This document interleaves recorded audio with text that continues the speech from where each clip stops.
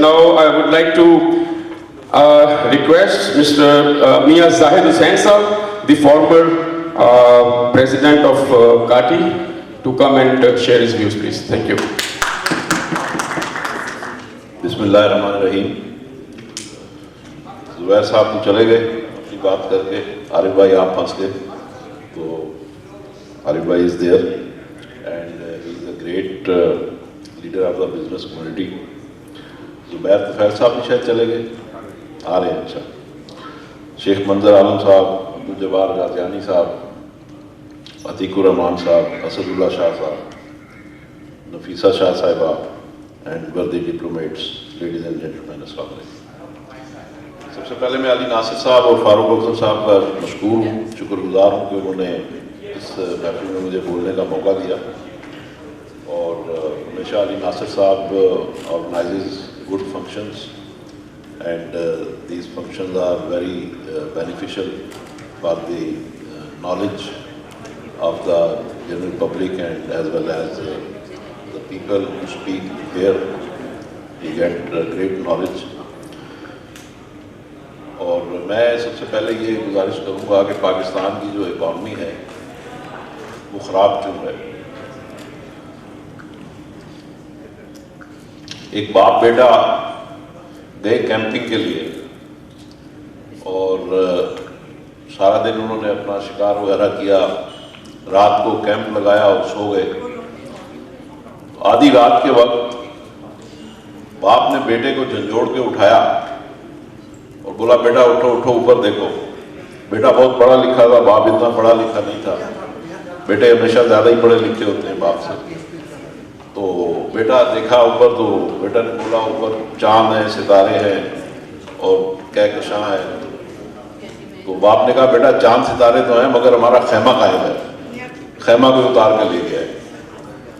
तो बात यह है कि हम ऊपर चांद सितारों की तरफ बहुत देखते हैं, जो छोटी छोटी चीज़ें हमारे सामने हमें नज़र आ रही होती हैं उनको हम सम टाइम इग्नोर कर देते हैं। हम इंटरनेशनल रिलेशन पे बात करते हैं जब इकॉनमी की बात हो रही होती है, ठीक है, बिल्कुल इंटरनेशनल रिलेशन भी उसमें बहुत काउंट करते हैं। लेकिन बात यह है कि जो छोटी छोटी चीज़ें हैं जो बिल्कुल हमारे सामने हैं, हम IMF को भी बहुत कोसते हैं कि IMF जो है वो हमें बहुत डिक्टेट करता है, हमें अपनी मर्जी के फैसले नहीं करने देता। हम एक आज़ाद कौम है, हम एक ज़िंदा कौम है, हम एक बहादुर कौम है, हम एक न्यूक्लियर पावर हैं, हम एक मुस्लिम ताकत हैं, मगर IMF हमें कुछ करने नहीं देता। क्या IMF हमें बोलता है कि 1000 अरब रुपया साल का अपनी SOEs पे लॉस करो, स्टेट ओन एंटरप्राइजेस पे? क्या IMF हमें बोलता है? क्या IMF हमें बोलता है कि 4000 अरब रुपए का रेवेन्यू चोरी करो? क्या IMF हमें कहता है कि इतने कर्जे लो कि आपको 7500 अरब रुपए डेट सर्विसिंग करनी पड़े? पिछले साल हमने 7500 रुपया लोन के ऊपर डेट सर्विसिंग की है, जबकि हमारी टोटल जो रेवेन्यू इनकम थी FPR की वो 7200 अरब रुपए थी।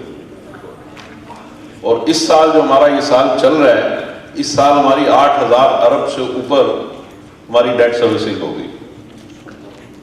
तो हम IMF और दुनिया को तो बहुत कोसते हैं, 1-1 अरब डॉलर के लिए और छोटी छोटी रकमों के लिए।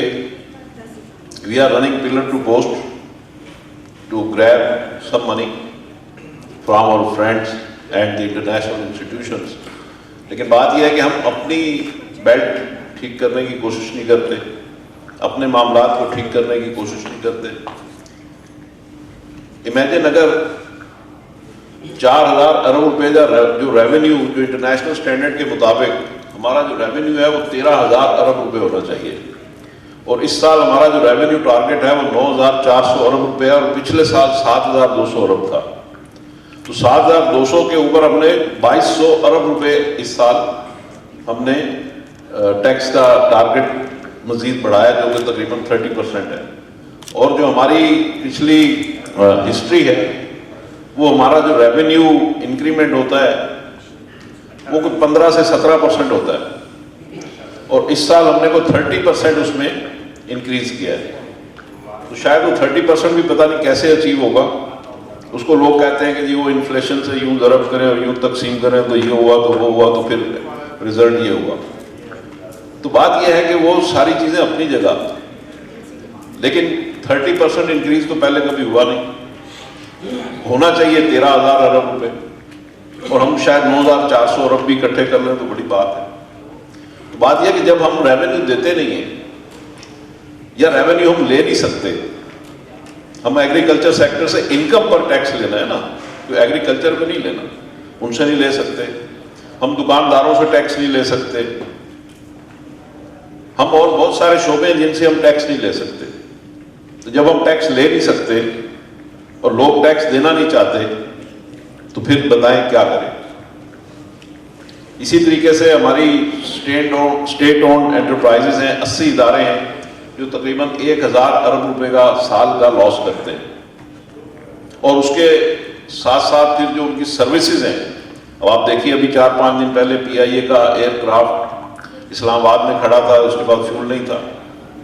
وہ MD PSO سے بات کی MD PIA نے, تو پھر انہوں نے کچھ فیول دیا تو ان کی فلائٹ جو ہے وہ وہاں سے چلنے کے قابل ہوئی. تو اگر یہ ہماری اسٹیٹ آف افیئر ہے, ہمارے PIA کے جہاز جاتے ہیں کسی ملک میں, ملائیشیا میں گئے تو وہاں پکڑے گئے کہ جی پیسے دینے آپ نے.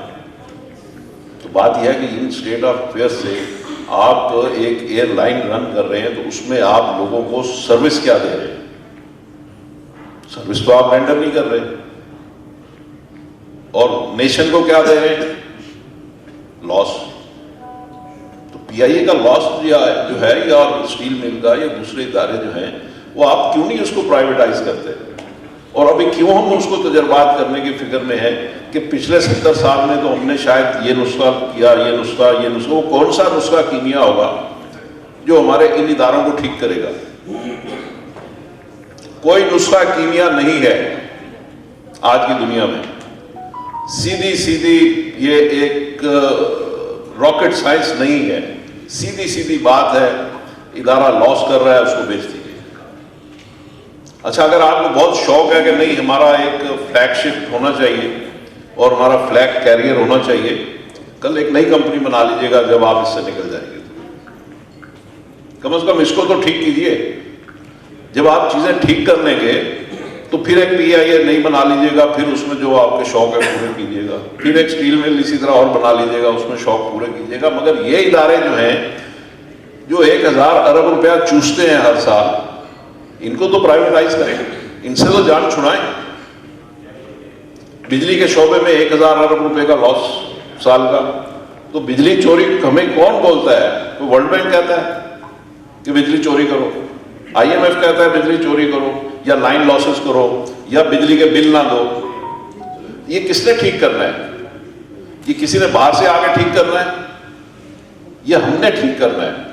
یہ شاہ صاحب آپ نے ٹھیک کرنا ہے, یہ نفیسہ بہن آپ نے ٹھیک کرنا ہے. آپ لوگ پارلیمنٹ میں ہوتے ہیں, یہ آپ کا کام ہے کہ ان چیزوں کو ٹھیک کریں. عارف بھائی یہ آپ کا کام ہے, یہ میرا کام ہے, یہ ہم سب کو مل کے کرنا ہے. یہ کسی نے باہر سے آ کے, کسی نے فرشتوں نے آ کے اس کو ٹھیک نہیں کرنا.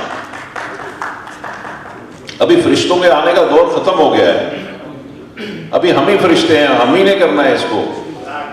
سب کچھ جو کرنا ہے ہم نے کرنا ہے, کسی اور نے آگے نہیں کرنا. خدا کے واسطے اپنے ان اداروں کو ٹھیک کیجیے, انرجی لاسز کو ختم کریں, ریونیو لاسز کو ختم کریں.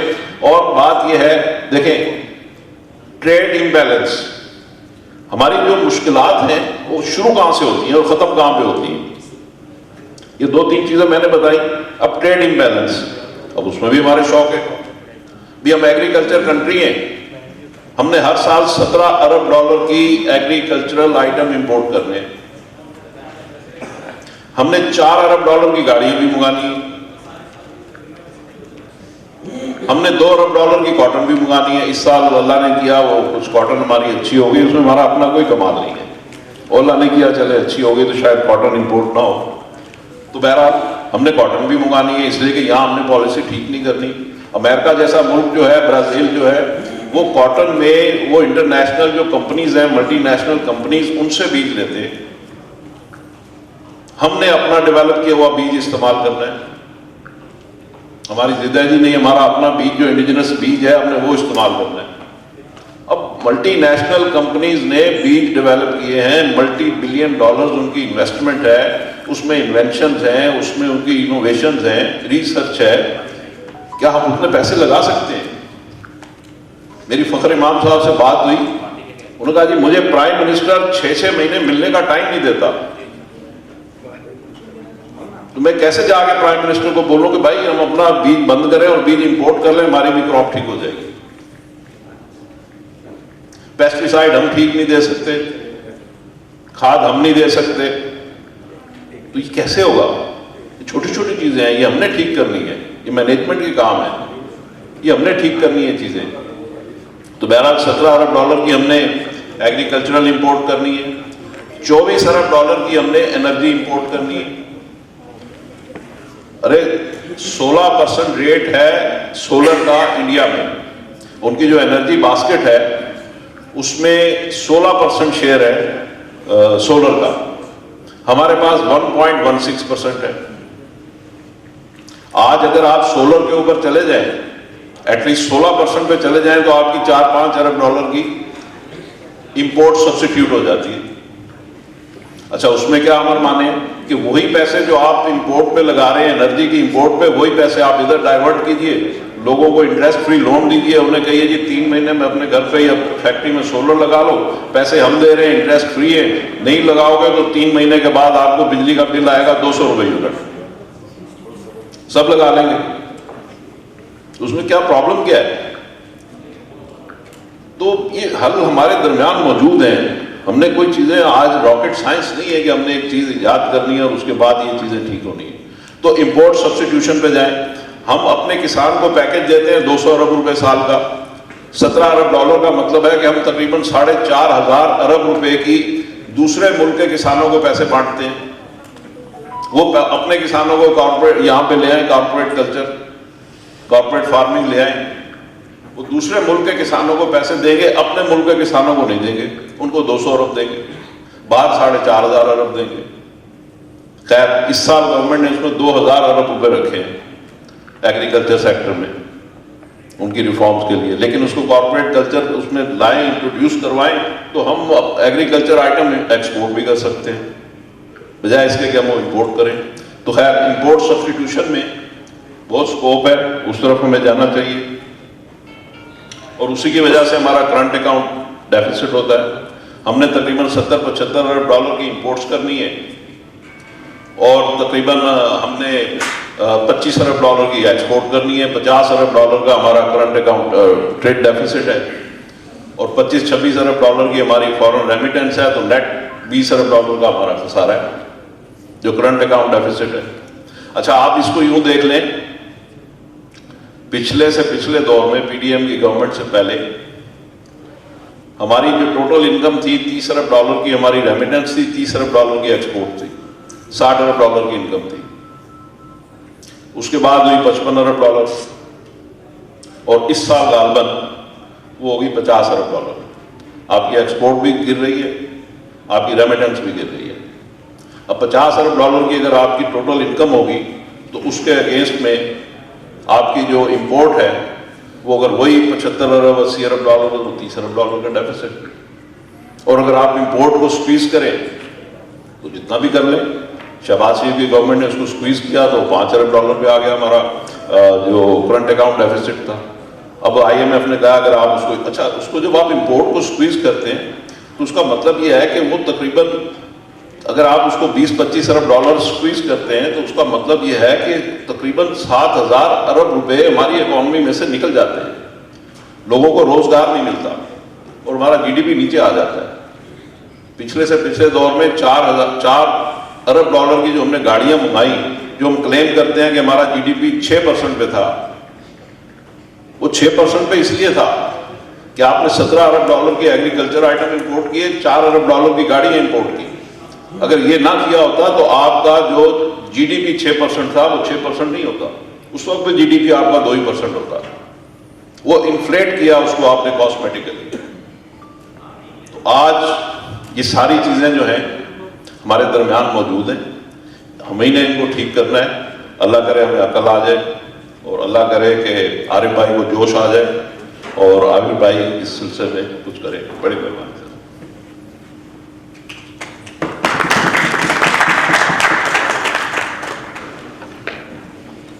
بہت شکریہ میاں صاحب. میں I would like to take opportunity to acknowledge the presence of Rehan Hashmi, former MNA اور UC ناظم آباد کے ناظم بھی رہے اور ابھی ماشاءاللہ ویری ایکٹیو ہیں MQM میں اور بڑے پڑھے لکھے بزنس مین بھی ہیں. اور thank you very much Rehan صاحب آپ آنے کا. عتیق الرحمان صاحب is here, is also one of the renowned economist and analyst. آپ اکثر ان کو ٹی وی پہ ہر جگہ ان کو دیکھتے ہوں گے, کوئی ٹی وی پروگرام نہیں چھوڑتے ماشاءاللہ, ہر بندہ ان کو پیچھے پڑا ہوتا ہے. Is a very good economist also and بڑے اچھے اینالسٹ ہیں. تھینک یو عتیق بھائی فار بینگ ود اس.